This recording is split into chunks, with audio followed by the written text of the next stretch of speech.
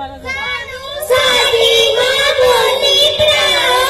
ऐसी केड़ा गूंगे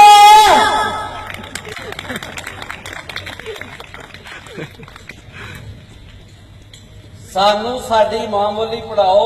असी केड़ा गूंगे आ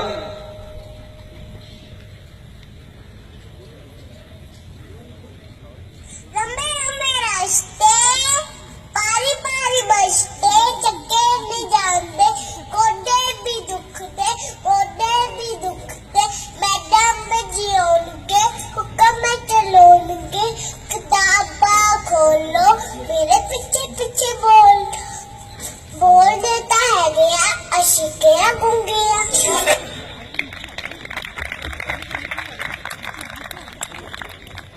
दोबारा ਇਹਨਾਂ ਬੱਚਿਆਂ ਲਈ ਭਰਪੂਰ ਤਾਲੀ।